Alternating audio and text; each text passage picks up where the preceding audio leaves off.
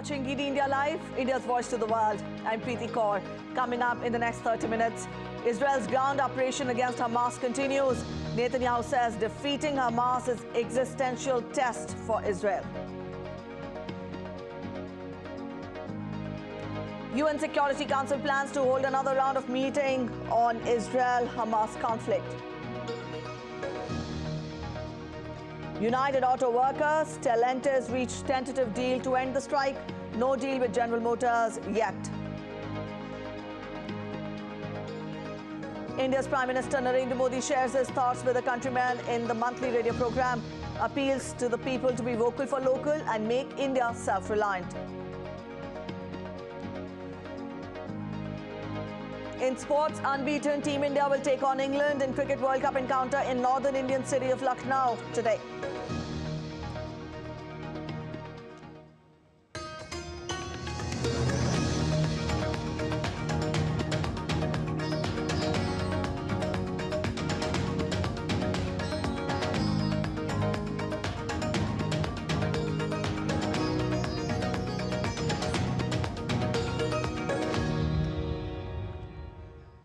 Israel has launched the second phase of its war against the Palestinian group Hamas with a ground operation in Gaza.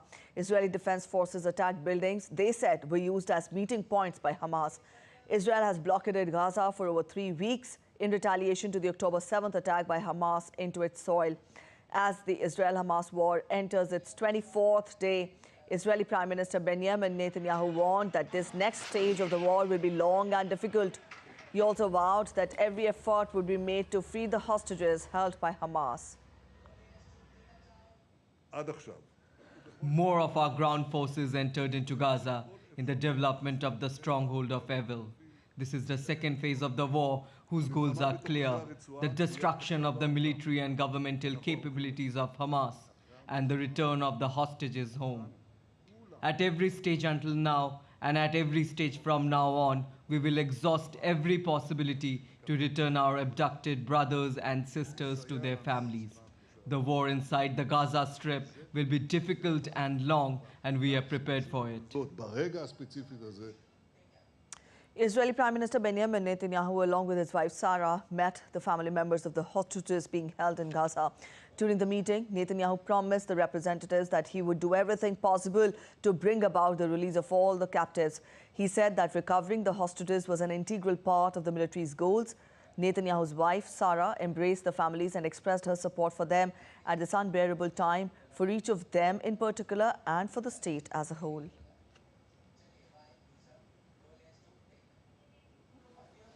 We will do and exhaust all possibility to bring them home. It's before ground operation and after it. It's an integral part of the goals of the operation. An effort is underway, and I'm not sure if people understand to what extent it's being conducted and to what extent, including the instructions to focus in the field. And it continues all the time. If I were to say what's the key is pressure.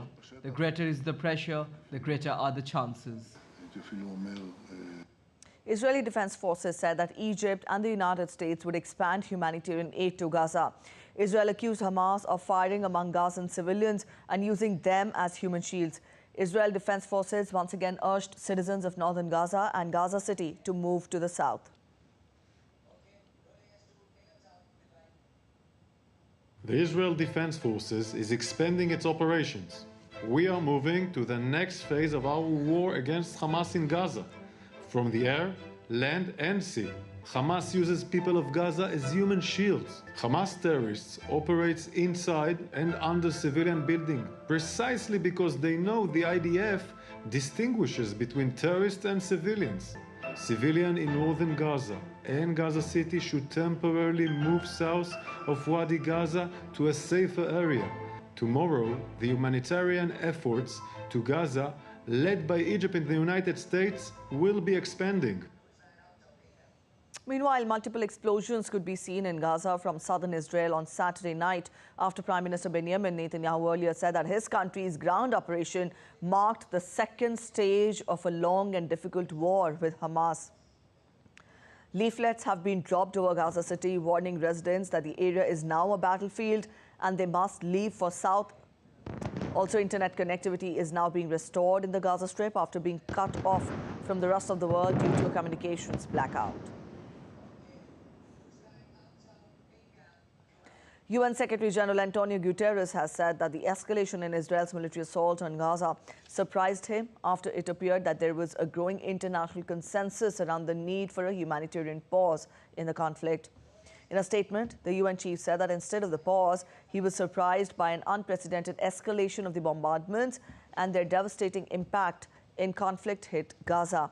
He repeated a call for an immediate humanitarian ceasefire for delivery of aid. The United Nations Security Council plans to meet on Monday to discuss the conflict between Israel and Hamas.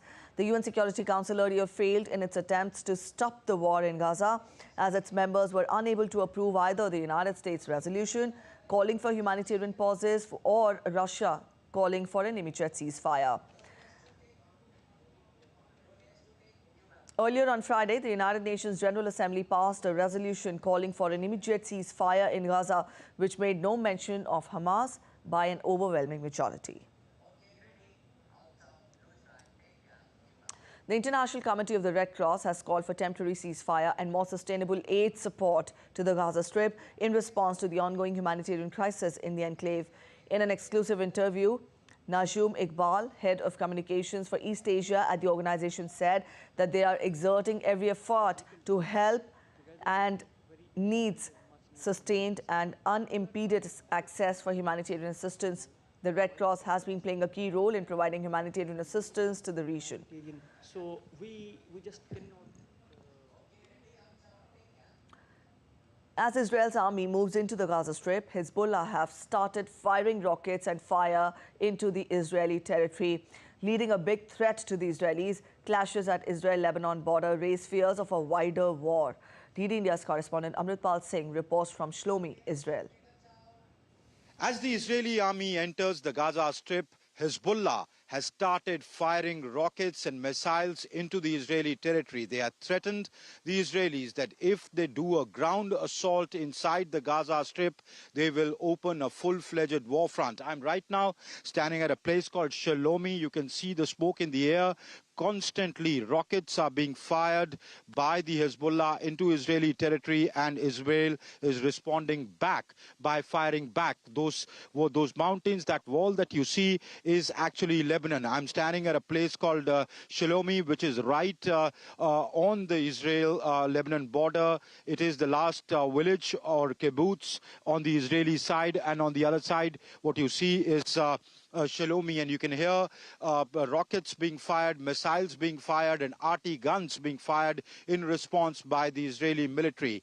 This area has been declared a militarized zone.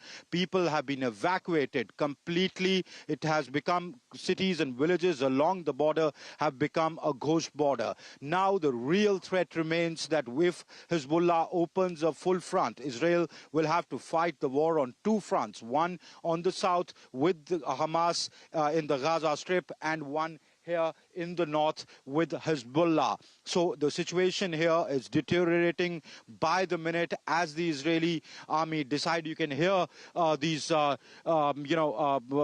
fire behind me. That smoke that you see up there is the Hezbollah hitting territories inside Israel, and Israel responding back with its trying to neutralize their rockets and also hitting bases inside Lebanon of Hezbollah. Benjamin Netanyahu, Israeli Prime Minister, had warned Hezbollah that if they jump into this war, he will finish them off as he's vowed to do with the Hamas. But that is easier said than done, because Hezbollah has the backing of Iran. Now, the real threat at this moment is the regional spillover. Will the war escalate? And this is what all countries have the apprehensions, and therefore you see heightened diplomacy happening in New York and elsewhere, Western leaders calling on Benjamin Netanyahu to ask him to take steps which prevents the war from escalating. With cameraman SP Dubey, this is Amritpal Singh at Shalomi on the Israel-Lebanon border for DD India. And up next, we take a look at other stories making it to the headlines. with focus on Israel-Hamas conflict. Israel on Saturday said that it was recalling its diplomatic staff from Turkey. The decision was taken after Turkish President Recep Tayyip Erdogan accused Israel of behaving like a war criminal. Erdogan made the comments while addressing a rally in Istanbul. The Israeli Foreign Minister Eli Cohen responded by ordering diplomats to return. Families of those captured in Israel on October 7th by Hamas gathered in Tel Aviv on Saturday night for a vigil. They held photos and banners chanting "Bring them back" with lit-up candles in honor of the victims. However, the Israeli government has said that it was doing everything it could to rescue the hostages. Palestinian youth held a candlelight vigil for the people of Gaza on Saturday. Young children, hoping that the war ends soon, held candles in their hands. The war has led to major loss of lives on both the sides.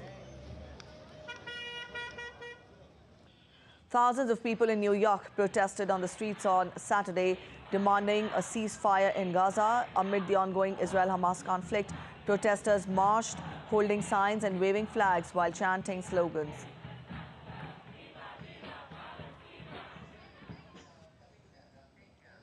We're heading for a short break, but still to come on this edition of DD India Live, former US Vice President Mike Pence announces withdrawal from presidential race.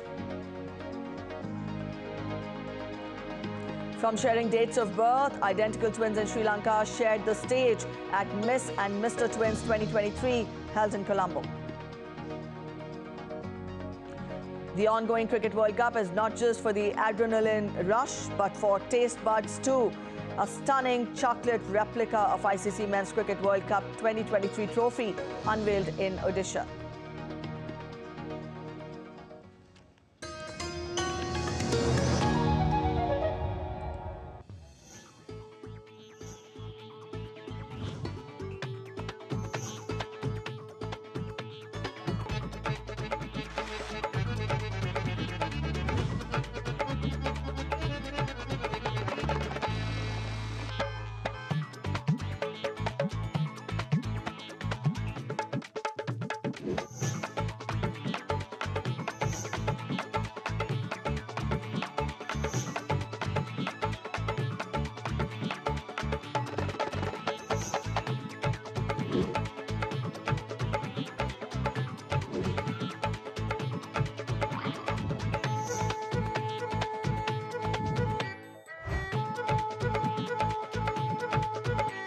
Welcome to Jaipur.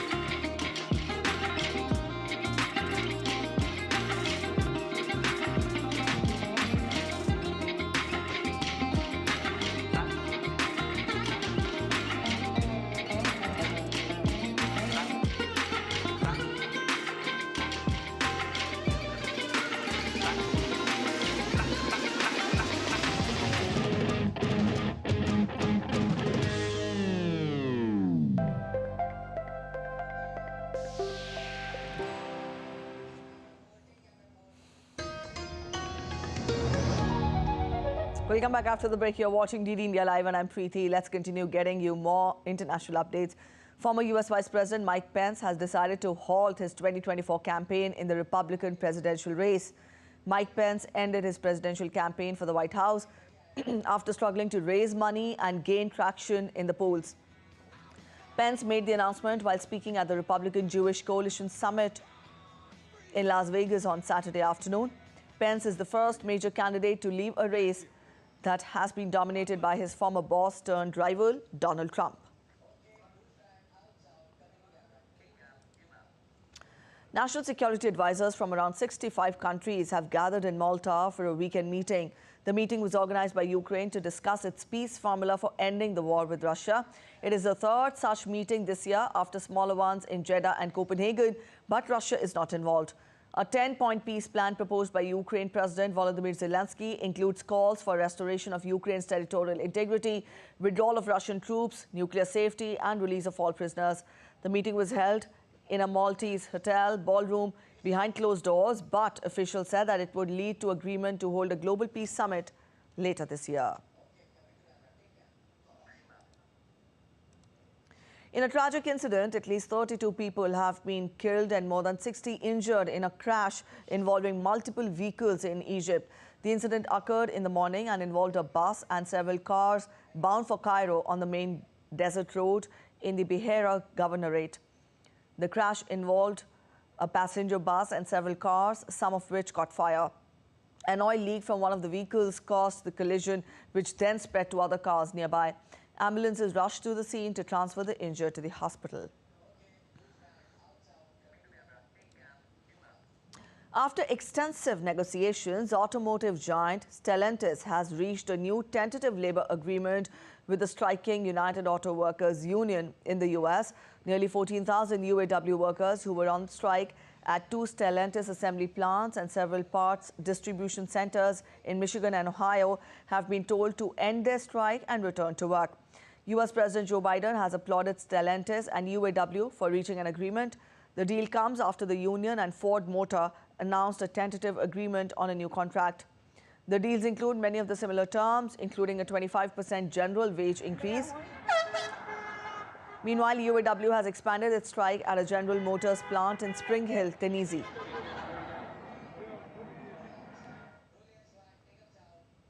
Today, we reached a tentative agreement with Stellantis. Today is the 44th day of our stand-up strike. 44 days. We called it the stand-up strike as a tribute to the sit-down strike, which built our great union almost 90 years ago.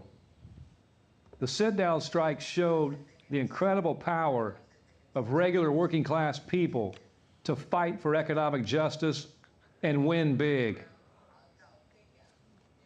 In a monumental turn of events, the Writers Guild of America made significant strides towards resolving its 148-day strike. Now, this is one of the longest standoffs in Hollywood's history. After weeks of intense negotiations, the WGA reached a tentative agreement on a new contract with entertainment companies. The tentative deal, a result of extensive discussions between the WGA and the Alliance of Motion Picture and Television Producers, addressed several crucial issues raised by the writers, while the exact language of the contract is yet to be released. The city of Lewiston, Maine, woke up to relieving news of the death of the Lewiston shooting accused who had killed 18 people. The residents came together to hold a vigil for the dead. The body of the U.S. Army reservist Robert R. Card was discovered by the officials conducting manhunt. It is said that he died of self-inflicted gunshot wound. Though this sense of relief was mixed with deep sadness for the victims of the tragedy. We hug our children and our... A complete mixture, relief that this gentleman, well, I shouldn't call him a gentleman, that this man is dead and he will not be causing any more damage. This weather is beautiful, but my heart is heavy for all the people who have suffered and lost friends, people who have suffered anxiety. Thankfulness for all the police and all the others who've helped, the medical people. A U.S. appeals court gave the ruling in support of California's assault weapons ban enforcement. A 3-judge panel blocked the injunction issued last week by U.S. District Judge Roger Benitez in San Diego from taking effect as the case is under review. The panel also unanimously agreed to hear the state attorney general Rob Bonta's appeal in support of the gun law on an expedited basis. Bonta's appeal comes in light of the recent shooting incident in the city of Lewiston, Maine, that claimed 18 lives and left 13 others wounded. California in 1989 became the first U.S. state to ban assault weapons after a school shooting incident that year.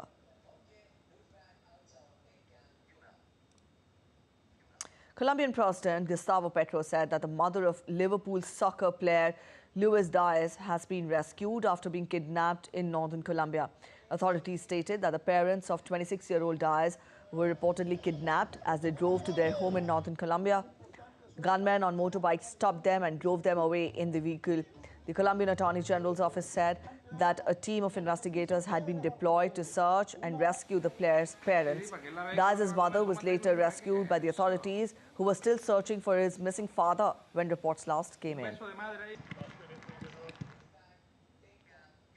Mexican National Guard troops began clearing debris from the streets of Acapulco midtown after Hurricane Otis battered the Mexican coastal city and flattened homes there. The death toll from Hurricane Otis has risen to 39 and at least 10 people are reported missing.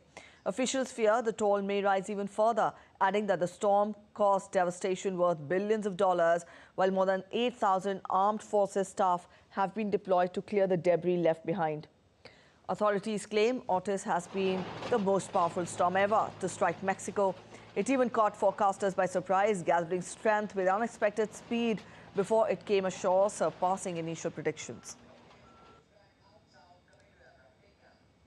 As Hurricane Otis caused devastation across Mexican city of Acapulco, thousands of surviving residents are struggling to get food, water and fuel supplies. The storm had destroyed power and supply lines as well, which caused severe problems for the locals. Also, people were seen standing in long queues at fuel station in Acapulco amid the fears of fuel shortages. The Category 5 hurricane hammered the Mexican city last week, causing widespread devastation, flooding thoroughfares, tearing roofs from residences and hotels, submerging vehicles and severing communication, road and air connections. One of the stars of smash hit TV sitcom Friends, Matthew Perry, passed away at the age of 52. The actor was found dead in a hot tub on Saturday in his Los Angeles home. However, the official said that there were no signs of foul play, citing anonymous sources. The actor has been widely known as Chandler Bing from his famous character in Friends.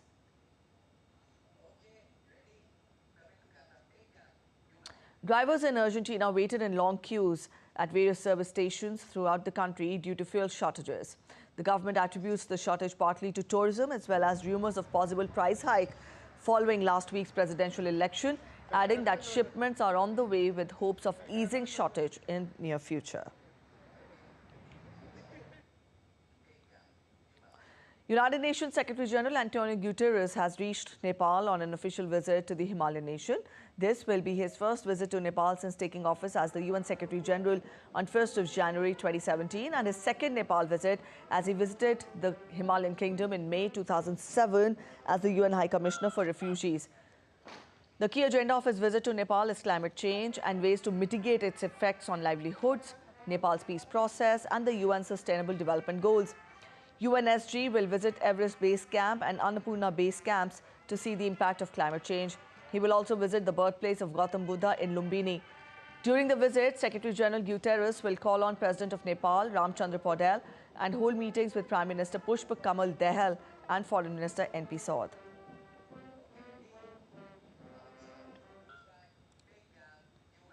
The G7 meeting of trade ministers commenced in Osaka in Japan on October 28th. Japan's Minister of Foreign Affairs, Kamikawa Yoko, addressed the opening session of the meeting. She also addressed another session themed Outreach Session for Enhancing Supply Chain Resiliency. The outreach session was attended by 5 invited countries that included Australia, India, Indonesia, Chile and Kenya, and 3 international organizations, that is World Trade Organization, Organization for Economic Cooperation and Development, and Economic Research Institute for ASEAN and East Asia, as well as representatives from industries of the G7.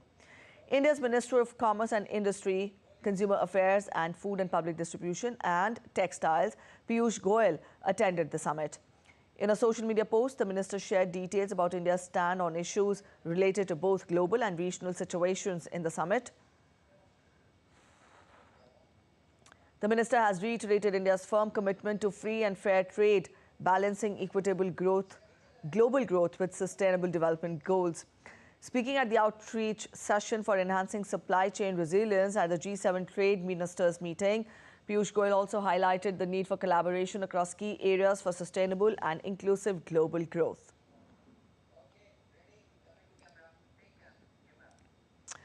India's Trade and Commerce Minister later held a meeting with Japan's Minister of Economy, Trade and Industry, Nishimura Yasutoshi. On the sidelines of the G7 Trade Ministers meeting in Osaka, both the leaders deliberated on adding further impetus to India-Japan trade and investment ties across diverse sectors. The Indian Trade Minister also held simultaneous meetings with his Australian counterpart, Director General of WTO, and senior trade and investment representatives from Japan. The 7th edition of Joint Military Exercise Kazind 2023 will begin from 30th of October. The Indian contingent, comprising of 120 personnel from both Army and Air Force, has departed for Kazakhstan to participate in the joint drill. The exercise will be conducted till 11th of November.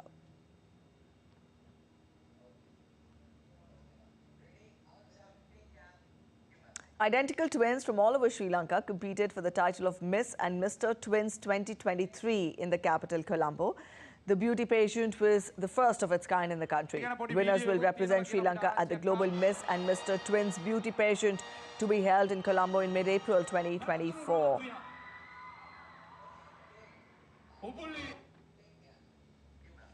And talking of sports, India has triumphed in 5 consecutive matches with their batting order in outstanding shape and bowling being the highlight. England has only managed to secure a single victory out of their last 5 games and is grappling with confidence issues. All signs point towards India securing a win today in the World Cup match. But if India can pull off a victory here against England on Sunday, it would also mark their first World Cup win over the defending champs in 20 years.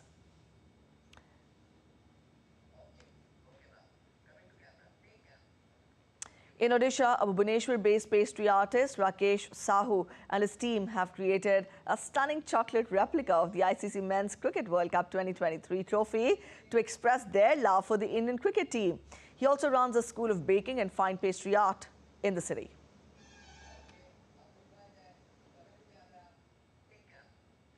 On that note, we end this edition of DD India Live here, but let us know your thoughts on the news of the day. You can connect with us on Facebook, X and also Instagram. We will be back with more news as it breaks here on DD India. I'm Preeti Gaur signing off, and from all of us here in Delhi, thanks for watching DD India Live.